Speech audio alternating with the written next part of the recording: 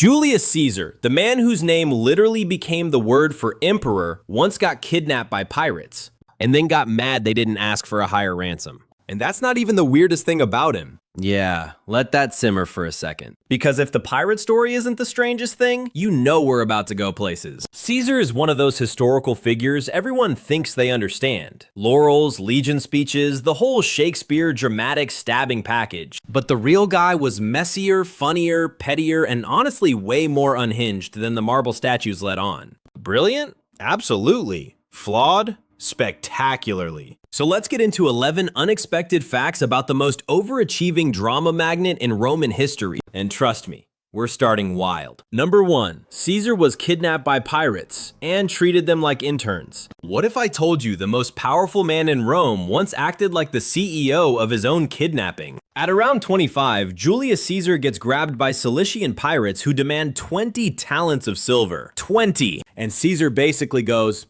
cute. Make it 50. I'm worth more.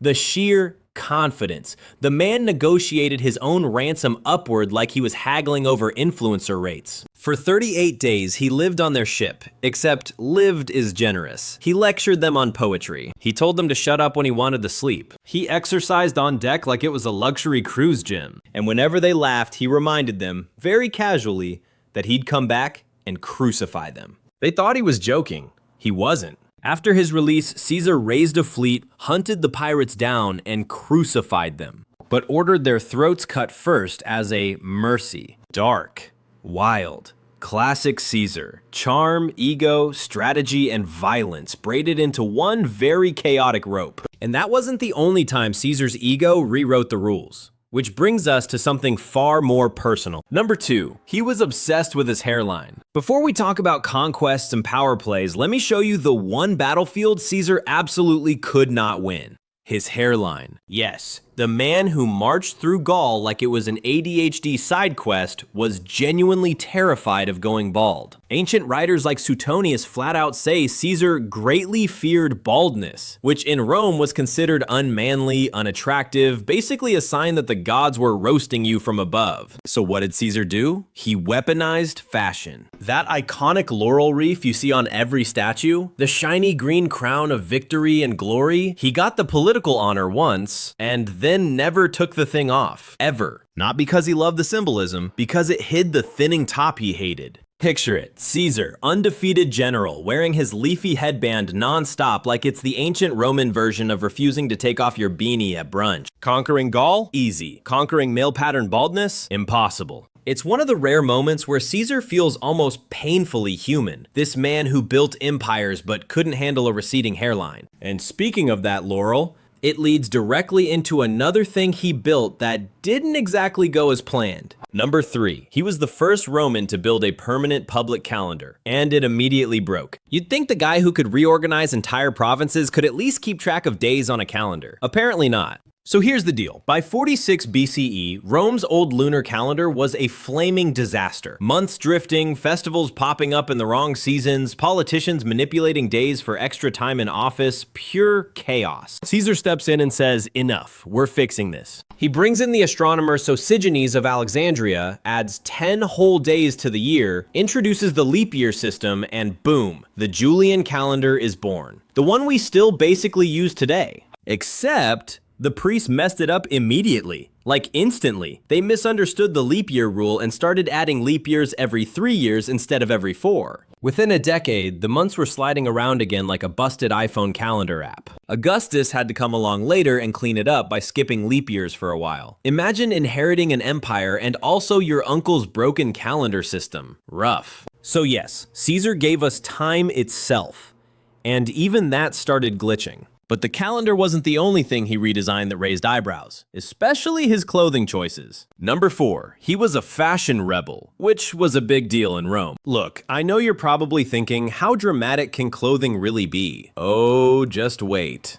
Because in ancient Rome, fabric was politics. And Caesar, he dressed like he was auditioning for a very judgmental fashion show. The standard Roman toga was already a massive blanket of fabric you had to drape perfectly. But Caesar took it further. He wore his toga long, loose, and draped over his wrist. This was considered scandalous. Not Britney 2007 scandalous, but close for ancient Rome. Conservative senators lost their minds. Cicero, the original hater, mocked him for arranging his clothing with too much care, which is basically the Roman equivalent of subtweeting someone for posting too many thirst traps. But here's the thing, Caesar knew exactly what he was doing. The look made him stand out in crowds, created instant visual branding, and communicated, "I'm not like these dusty traditionalists." Fashion as empire building, very on brand. It's amazing how a man could terrify half the Senate with nothing but a soft, drapey sleeve. And that flair for presentation didn't stop with his wardrobe, it even shaped the way he told the story of his own wars. Number 5, he wrote best-selling books about his own wars in the third person. If you thought Caesar's wardrobe was dramatic, wait until you see how he narrated his entire life like he was the hero of a prestige TV series. Caesar didn't just fight wars, he wrote the official, best-selling, public-facing recap of them. His commentaries on the Gallic War and commentaries on the Civil War were the ancient Roman equivalent of dropping a perfectly edited YouTube documentary about yourself, while the events were still happening.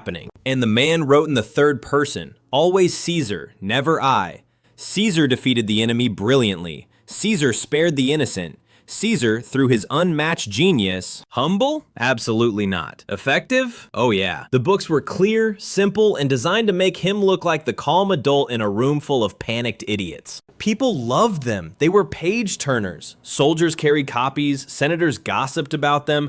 Caesar basically controlled his Rotten Tomatoes score in real time. It's wild, this blend of propaganda, memoir, and PR strategy. The original political brand management. And if you think writing yourself as the hero of every scene is bold, wait until you hear who he claimed his literal ancestor was. Number 6, he claimed descent from a goddess, literally. Have you ever met someone who takes "I have famous relatives" way too far? Yeah, Caesar invented that. The Julian family didn't just brag about noble ancestors. No, they went straight to the top, Venus, as in the goddess of love, beauty, and your boyfriend will never stop thinking about me. According to their family myth, they descended from Aeneas, the Trojan hero who was supposedly Venus's son. And Caesar milked that lineage like it was a cosmic VIP pass. He paraded a statue of Venus Genetrix, Venus the Ancestress, in public. He put her image on coins. He built a temple for her in his new forum. It was the ancient Roman version of flexing. Oh, you went to Harvard? Cute, I'm literally related to a deity. The irony here is delicious. This man had insecurities, health issues, political enemies, and the world's most stressed out hairline. But publicly, he's telling everyone, relax, my great-great-great-great-grandmother is Venus. It was brilliant propaganda, a divine origin story that made him look destined for greatness, even if the reality was a lot messier. And nothing got messier than his love life, which Rome turned into international political theater. Number 7, his love life was international, political drama. You know how messy it gets when your private life becomes everyone else's favorite gossip topic? Now imagine that, but the entire Roman Republic is the group chat. Caesar's love life was not just personal, it was geopolitical theater. His most famous relationship was with Cleopatra VII of Egypt, and together they had a son, Ptolemy XV, better known as Caesarion. Cute name, subtle, absolutely guaranteed to start rumors in Rome.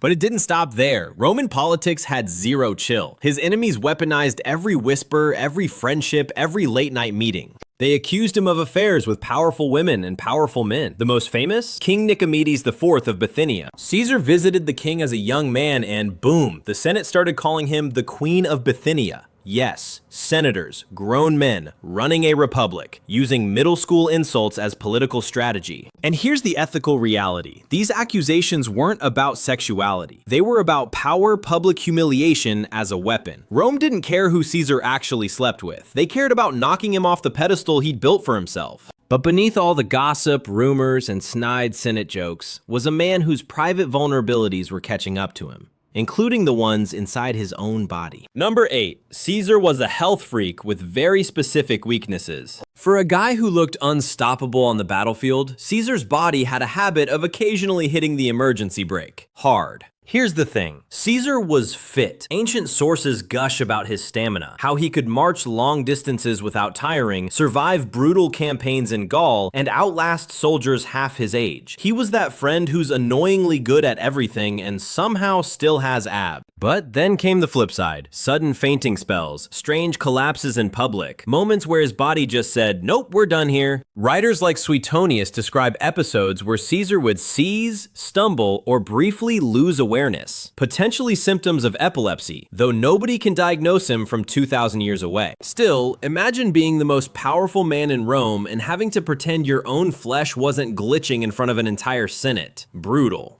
And yet, he powered through. He kept campaigning, kept speaking, kept ruling. Even legends have soft spots, and Caesar's were literally neurological. A reminder that beneath the iron reputation was a man fighting battles inside his own skull. And speaking of things Caesar couldn't fully control, his beliefs about the supernatural were a whole other story. Number 9, he was extremely superstitious. And if you thought fainting in front of the Senate was pressure, wait until you see how much Caesar relied on birds to make life or death decisions. Yep, the man who reshaped the Roman world still checked the sky like he was waiting for a cosmic weather report. Caesar was deeply superstitious, constantly consulting augurs, Rome's official omen readers, who interpreted the flights of birds, animal entrails, and whatever else counted as data in the 1st century BCE. If the signs were bad, he'd delay campaigns, postpone meetings, or rethink entire military maneuvers. Imagine postponing a whole war because a raven flew left instead of right. Ancient Rome was wild. And then came the big one,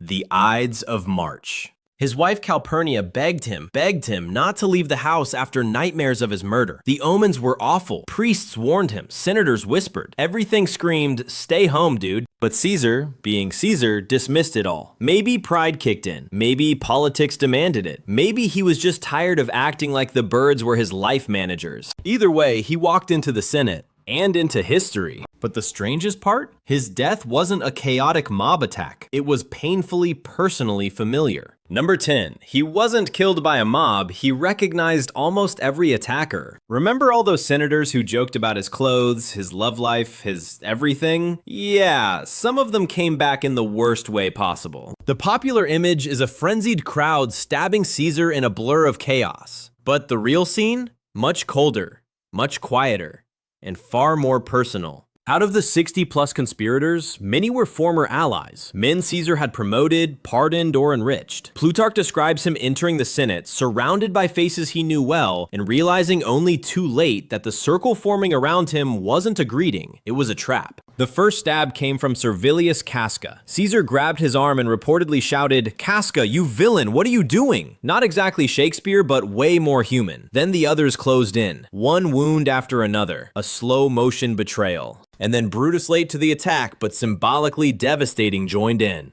Caesar supposedly didn't say et tu, Brute, but he did look shocked, heartbroken even. It wasn't enemies who killed Caesar. It was colleagues desperate to save the Republic by murdering someone in the least Republican way possible. Irony so thick you could cut it with a gladius. And yet, here's the twist. Caesar never even wanted the title they feared most, though his name would become the ultimate symbol of power forever. Number 11. He never actually wanted to be called emperor, but his name became the word anyway. Here's the plot twist nobody expects. Caesar never wanted the title that made him immortal, not even close. He was never an emperor in the later sense. Rome didn't even have that job yet. What Caesar did have was the title Dictator Perpetuo, dictator for life, which, to be fair, sounds only slightly less ominous. Romans hated kings, hated monarchs, hated the idea of one guy calling all the shots. And yet Caesar kept collecting honors, powers, privileges, until people started whispering, is he trying to be king? But here's the crazy part. Caesar actively avoided being called Rex. He refused the crown at public events. He framed everything as protecting the Republic, not replacing it. He wanted ultimate power, sure, but not the title that came with the baggage. And then after his assassination, boom, his name becomes political shorthand for ultimate authority. Augustus takes the title Caesar, then every emperor after him. Fast forward a few centuries and you get Kaiser in Germany, Tsar in Russia, linguistic grandchildren of one Roman family name. The man who tried to avoid looking like a king ended up becoming the universal word for one. Wild. So what does that say about Caesar? And about us? It takes us right back to the chaos that started this whole journey.